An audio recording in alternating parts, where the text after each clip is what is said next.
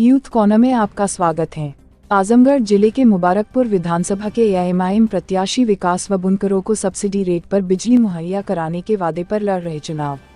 जी हां, हम बात कर रहे हैं मुबारकपुर विधानसभा क्षेत्र के एएमआईएम प्रत्याशी शाह आलम उर्फ गुड्डू जमाली की, जो मुबारकपुर विधानसभा सीट से 2012 व 2017 के चुनाव बसपा के टिकट पर जीत दर्ज कर चुके हैं।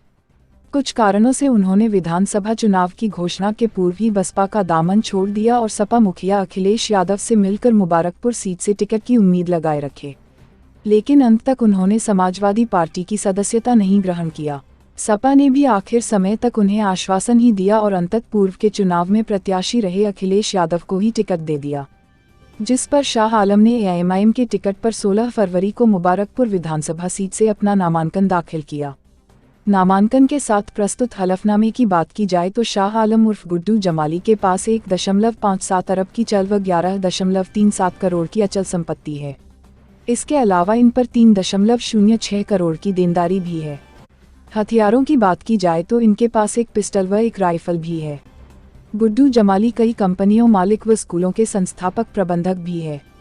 इनकी पत्नी के पास 62.50 ग्राम सोना व 5.50 किग्रा चांदी भी है। अन्य मूल्यवान वस्तुओं में 1.50 लाख का सामान है। मीडिया से बातचीत में मुबारकपुर विधानसभा सीट के एएमआईएम के प्रत्याशी शाह आलम उर्फ गुड्डू जमाली ने अपनी जीत का दावा करते हुए कहा कि उनकी टक्कर क्षेत्र के अन्य किसी भी प्रत्याशी से नहीं है। वो सिर्फ विकास के मुद्दों पर चुनाव लड़ते हैं और वो ही मुद्दा इस बार भी रहेगा। उन्होंने कहा कि समय समय पर उन्होंने विधानसभा में क्षेत्र की समस्याओं को उठाया है। उन्होंने कहा कि इस बार जनता ने आशीर्वाद दिया तो वह सबसे पहला काम करेंगे बुनकरों को सब्सिडी रेट में बिजली मुहैया हो, क्योंकि मुबारकपुर बुनकर बाहुल्य क्षेत्र है जहां बिजली महंगी होने से बुनकरों के सामने समस्या खड़ी हो जाती है। आजमगढ़ से पद्माकर पाठक की खास रिपोर्ट।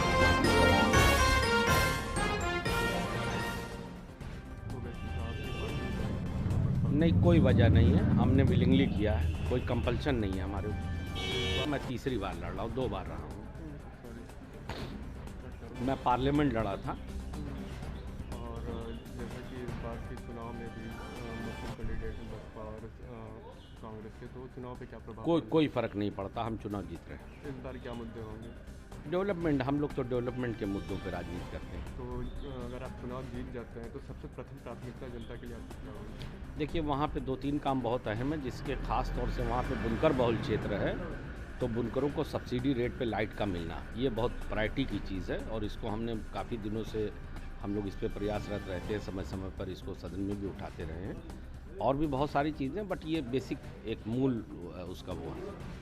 तो जैसा कि अगर टक्कर किससे मानते हैं उस क्षेत्र में, अगर सपा भी है, भाजपा भी है कैंडिडेट? कोई टक्कर में नहीं, हम उन लोगों से बहुत आगे हैं, नहीं लड़ पाएंगे। इस बार ये मानते हैं कि इस बार भी एएमआईएम से आप अपनी सीट 100% बियॉन्ड एनी डाउट।